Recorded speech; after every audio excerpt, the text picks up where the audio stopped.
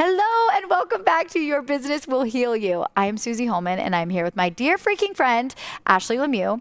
When I moved to Arizona 3 years ago, she just happened to live 10 doors down. Are you kidding me? I got so hooked up with you as my neighbor. It's not even funny. She is a mental wellness and grief expert with a master's degree, the whole shebang, an incredible online community and platform where we get to follow. You've had people following your life for a decade. Yeah, for a while. It's been a while on the journey. And she is such a healer and such a ball of joy and fun. And I can't wait to get into this today. Oh my gosh. Thanks for having me. This is so fun. I have you. I have the dog. My dog. We have our matching hair. I mean, this is going to be so fun. And we're here living to tell the stories of this day. The other day I went with Ashley. She was a keynote speaker at this incredible event and she absolutely crushed it. She was texted me 2 days before and was like, hey, you want to come on this trip with me to Denver? I'm like, sure, of course. Let's rock and roll. So we go on this like JSX plane. How many people are on that? Maybe there's 15 of us on this little plane. And it's great that when we checked in for the flight, we're like dancing and having the time of our lives. We're so excited for this girls' day. We get into Denver. We are like 10 feet off the ground. We are touching ground. We are touching down. We have made it. It's like almost that point where you like can feel that you're going to unloose your seatbelt. Almost touching ground. And then the plane takes like a nosedive up. It's like a rocket ship back up into the sky, but there's turbulence because it was so windy. And we thought it was just over for us. Well, you thought it was over. They didn't tell us anything for the next 5-7 minutes. We just were like, what just happened? And my brain immediately went to, we're getting hijacked. I know. That's actually really sad. Like, I am actually not okay. I didn't realize there was like some trauma hiding in there. Yeah. Who goes to hijacked? Well, you know, the state of the world, things that have happened in the month past. Of September. It's a normal thought, but we're here. We're here. And now we get to have this conversation because all is well. It just took a little reroute to a new airport. We made it. Which is actually basically what we have done over with our lives the last couple of years is a full reroute of our lives. When we were in Denver, we started talking about like the landscape of today and how on Instagram it's like it's in some ways so good that it's so normalized. Like I made $75,000 this month, or I made 7 figures this year, or it's in some ways I feel like that's really empowering and awesome. And then there's that other side, the flip side to it, that's like actually kind of I think harmful to lots of people. Mm-hmm. And how we both have gone on this path of we want these big goals. We want these big dreams, these huge monetary amounts, and realizing after chasing down that path a little bit, that's not really what we want. What does that look like for you? This is such a good question. And I love that we're talking about this because I used to have these dream goals for myself.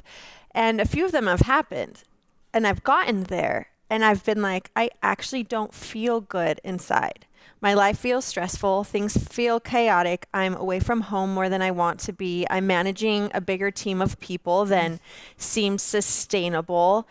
And what I thought this dream was that I had is actually not my dream. And so for me, it's looked like having so many different pivots in so many different seasons of my life, because what I've also realized, what might have been sustainable for me to do career-wise at one point in my life is no longer. And now I have a little baby at home and I'm just in a different phase. And so I've had to really dig in deep to figure out what is it that I actually want? How am I going to get there? And how am I going to be okay with letting some other dreams go because I'm allowing myself to change and shift for the season that I'm in. So it's been a wild ride to figure out what do I actually want my life to look like. And you have lived a lot of lives, like 20 past lives. At the height of Shine, how many employees did you have? Oh, we probably had 35 plus employees, you know, plus you have contractors, plus you have, there were a lot of things going on. And the Shine Project was a jewelry company that I had for several years. And we were doing trade shows in every city. And we were selling products at places like Hallmark stores. And time and the energy that was required of me to just manage that, I felt like I had stepped out of what really had filled me up and why I started anything in the first place. And now I was this hamster on the wheel, literally could not run fast enough to keep up with everything going on. And that was just in my business life. That wasn't even in my personal life, where things also were falling apart. And I realized that I was becoming a shell of a human and I couldn't live that way anymore. How long did that process of going from shine to like phasing yourself out, how fast was that process? Did you go fast? It was slow. It was a slow burn. And looking back, I realized that a lot of that started shifting before I even had committed to it shifting. But the burnout of me was happening so slowly that looking back, I was like, oh, it is inevitable that was going to happen. And for me, it had never been my dream to be a jewelry business owner. I wanted to be in the business of helping people and help them have resources to get to where they wanted to go in their life. And at that season, it was in the form of jewelry. But my biggest dream was always to be a writer and an author and a speaker. And I didn't have the capacity to do both. I could not do both. And I hit a breaking point. My husband and I had moved from where we were living here in Phoenix. I actually love that we're having this conversation because I don't talk about this ever. But we moved from Phoenix to Nashville in pursuit of something that we just were not feeling in our lives, and we needed a change of scenery. And it was during that time where I just felt like I was imploding from the inside out, and I had to make a shift. And so I decided that it was time for me to be a writer. And in order to do that, that means that I had to make some business shifts. And that was really, really difficult. And that hasn't been the last time you've had to make these shifts. Oh no, now I'm just becoming the queen of pivoting. The pivot queen. It's so uncomfortable that when you talked about like in retrospect, you could see that you were in burnout, but at the time, like you could feel the energy shifting, but didn't know what it was. I think probably there's so many women who feel that like something is not great, something is changing, and they hold on so tight to what is that they like resist it, and it makes it really miserable. I'm speaking from experience. Yes. When by women, I mean myself. Yeah. Of holding on. And for me, I found before making that pivot, honestly, the quicker I can let myself let go of like past dreams, past realities, the more enjoyable my life is. Yes. And I also think that there's this messaging, internal and external, where we think that letting go means that we have failed. And so we keep telling ourselves, well, if I just hold on a little bit longer, or if I pivot this thing, or if I bring this person in, or whatever that internal dialogue looks like, we're like, I'm going to be the hero of this story, save my dream, save my company, save whatever that thing is, not realizing that it's okay when dreams change. And who we are now at this point in our life is different from the girl who was dreaming about this 10 years ago. And it's normal. It is a normal part of being a human that our feelings shift and that we enter into different seasons. And it doesn't make sense for us to keep holding the same dreams that we had 20 years ago. But we're congruent with who we were 20 years ago. Like, think about that. That Totally. logically doesn't even make sense. And sometimes it can be simple shifts like, okay, well, I'm going to hire someone to take over what I was doing while I go pursue X, Y, and Z. And other times, even that doesn't feel good because energetically, that's just not where you are, and you know that you need an exit. But it is so normal for us as humans to evolve and shift. But in order to do that, we have to become really uncomfortably familiar and okay with the process of letting go. It's so interesting because so many of my clients have come to me at that point where they're like, what I think I need is a consultant. What I think is I just need to grow this back to what it was 5 years ago. And then in working with me, they'd figure out the process is like not actually that. It's let that die and let something new be reborn. And that's part of the exciting process once you can see that like this dies, but that doesn't mean everything dies.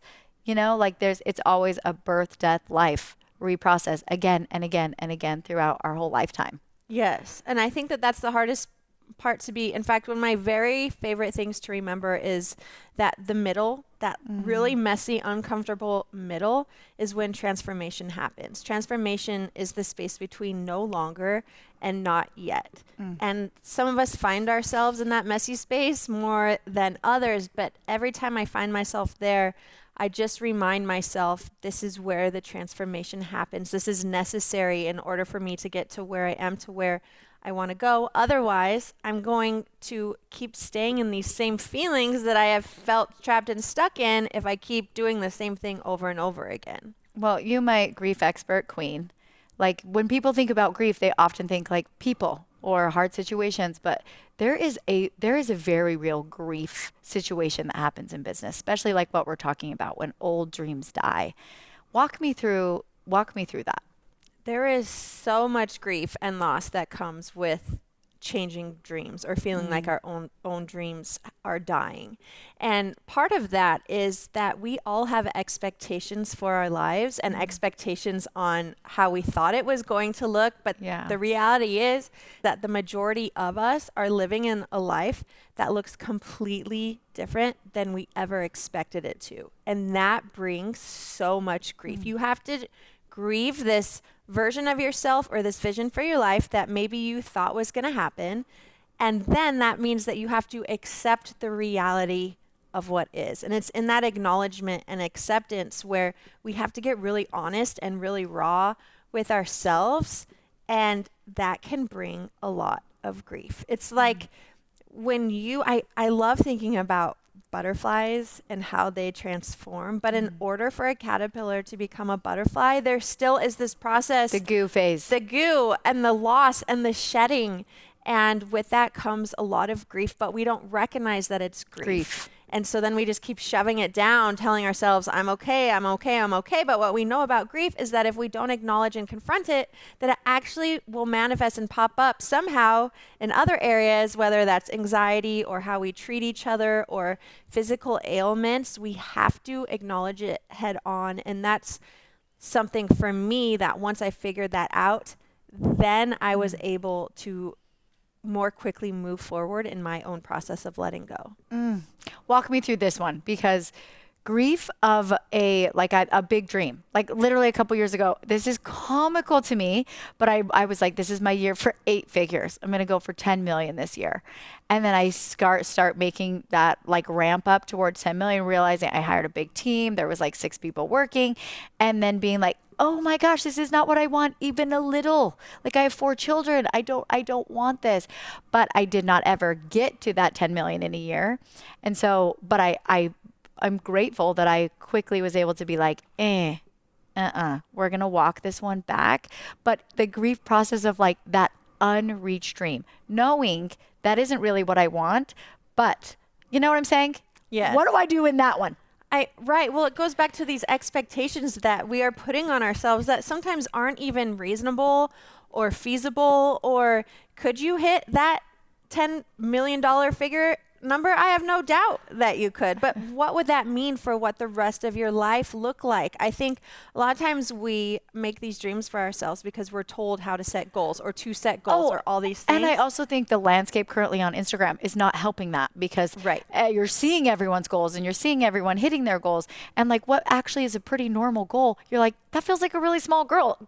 That girl just made $500,000 in a day. Right. And so we're making these dreams because we're told we should or we can or whatever the messaging is, but we aren't ever considering what it is going to actually take for us to get there, what we are going to have to sacrifice for us to get there. And that is a part of grief. Grief always makes a sacrifice because it means we're losing something.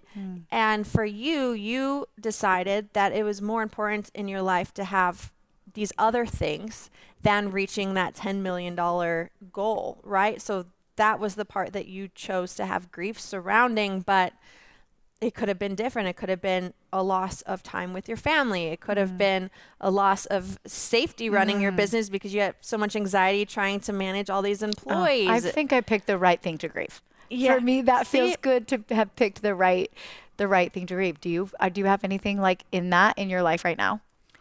Right now, I would say that I am in this season where I'm really excited about serving women in the way that I know that I'm supposed to, while also creating boundaries around that, because I really am treasuring my time at home with my family. And I know that this season's really short. It's a privilege, and I want to call that out. It's a privilege that I can have that choice, because I know that there are so many women who they have to be working 1-2 jobs to provide for their families. And I want to honor that for anyone listening who that is the choice that you have to make. And my hope is that you're not going to be in that position forever. But if you are, I want you to know that you're doing a really freaking good job. But for me, I really am valuing this time that I'm able to spend at home. And so creating those boundaries, I wouldn't say it's brought grief. I would say that getting here has been the grief part for me. Getting here, not knowing if this day would ever come for me where I am able to be with my daughter and have kids, you know, running around our house. The fear of the unknown for me caused a lot of grief. And now that it is my reality, it just honestly feels really good to be in this place right now. I love that. And I think what I love about you is that you have peace as your goal. Yes. It's not like I'm going to chase what I'm seeing on Instagram of this XYZ. I'm not going to chase these followers. You're chasing peace and time. Yes, because what I have learned is that when I set external goals that have an outcome of a tangible thing that I have done or accomplished or have executed, that thing can happen. I can reach that goal and still feel absolutely terrible Dead inside. Just and what I found is often in setting those goals that they don't act as a motivator. They act as like this like haunter or like running from a bear type motivation and not towards the goal. It's like a weird thing. Yes. And then you get there and you're like, well, what's next? Totally. You enjoy it for literally 13 seconds maximum. You feel the reward of it. You feel hyped. And then it's like, well, how do I surpass this next time? And we can get on this never ending chase of whatever that thing, right? I'm like, the problem, it's me. We're just all doing our best, but that's why I try to set an intention in my life of how do I want to feel. And right now I am in a season of I live a life of peace. And so the things I say yes to have to mirror that feeling. And if that feeling of peace goes away, then I know that even if I feel like I'm pursuing something good for the moment, that it is not the right fit for this season of my life, and I need to course correct a little bit. I love that you cover that in your clarity mapping. It's just like so beautiful how to chase that feeling. I think I just want to normalize like the de-escalation of goals. The de-escalation of goals of like really realizing that everything will come with a sacrifice. Realizing that if you are in the place where it actually feels better for you to de-escalate your goals, it's normal that there's a little bit of grief. There's a little bit of those feelings, whichever side of that you're grieving, that's completely normal. But what I have found is that in doing that, that's when I have found the peace. And chasing what I see and chasing what I even think is possible isn't what brings me the most peace. And that is going to shift, right? Through our whole lifetimes. And it's so wild to me. It's so amazing because when we are able to work from a state of peace and not chaos and not fear or anxiety because we are chasing something and we just don't know how we're going to function if we don't hit it, it changes how we work and it changes what we do. For me, it's changed it in the best way possible. And while I have slowed down on so many other things, I have realized the impact that I am making in the work I do is far greater than any other period in my life because I have gotten so clear and so focused on actually what I want to be doing and letting kind of the other noise of it just sift away. And so it's amazing to me what can happen when we really lean into ourselves and listen to what we actually are needing and wanting in our life, and then allowing that to look different from other people that actually is what gives us the most impactful power in the work that all of us do. This my biggest lesson of this year is realizing how much more I want impact than I want income. Because income, I've had it, big $1 million, lots of millions a year. Having that and then feeling that like dead inside vibe is such a different than like impact. Doesn't matter if it's one for me or it doesn't matter if it's hundreds or thousands. That feeling of impact, oh, it's so juicy.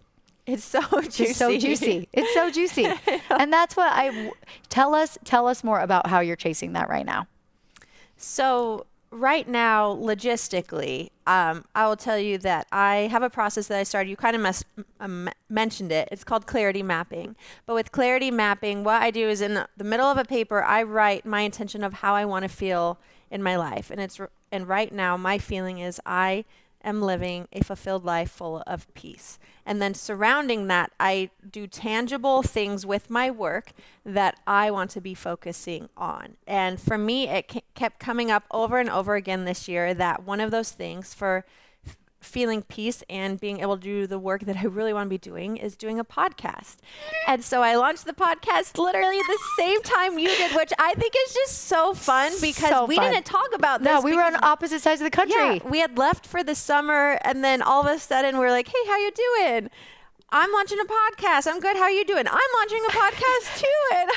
And some of our messaging was so similar in those first episodes that I was like, okay, this must be what people really need to hear right now because both of us are feeling that way, which I think is so cool. But I have to tell you that when I was launching the podcast, I almost didn't launch it because I started getting in my own head with the logistics of, if you've never launched a podcast before, the logistics of making sure the mics are right and like the equipment and is the quality good, let alone thinking about, is this what people want?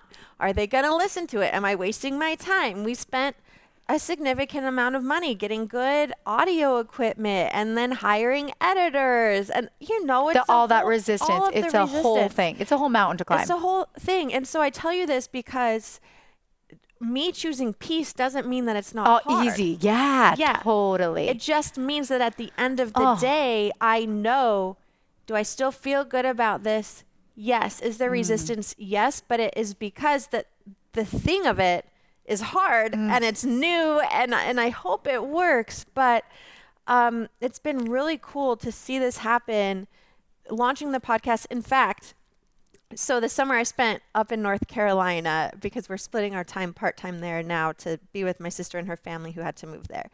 And so I didn't have any photographers up there. I'm not integrated into that community yet. And I found a photographer who then planned the whole cover art launch for the podcast, but everything else I was doing on my own, where usually I would have help. And I realized the night before our podcast cover shoot that the mics that I had ordered for the cover shoot had not come in, which means that I was going to this podcast with no mic. And I was like, oh my gosh. So we're in a little town in North Carolina. Everything's closing early. The only place open was Target. So my husband and I go to Target. It is 10 o'clock at night. I look like I just rolled out of bed. I have my pajamas on. I'm a mess.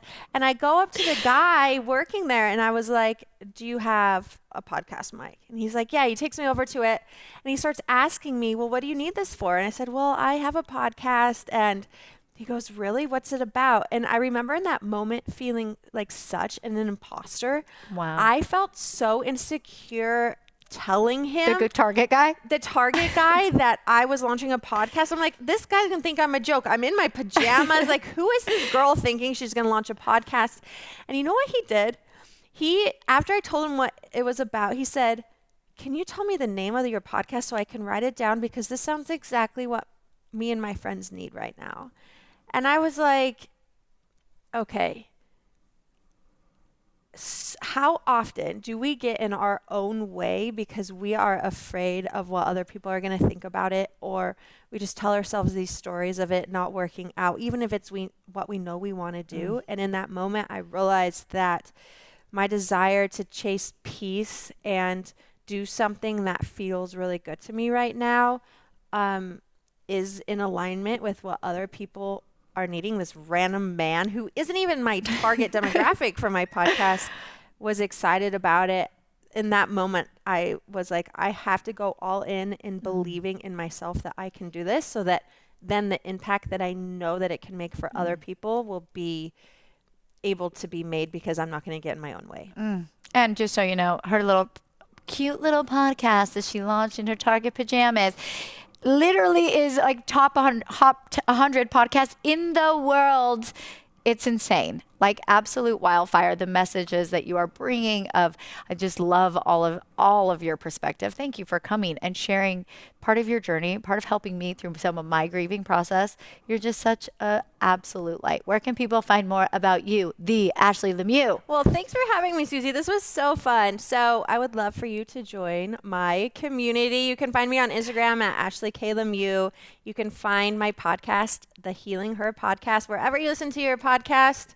And we'll see you over there. And you can be delighted at our twinning cover art that we both said. We're like, oh my gosh, you're not going to believe this. It's yellow. Oh my gosh, you're not going to believe this. It's yellow. Oh my gosh, that's healing in it. So does mine. It's honestly so good. I love it so much. I just freaking love you. You guys, thank you for coming. We will see you on another week. Mwah.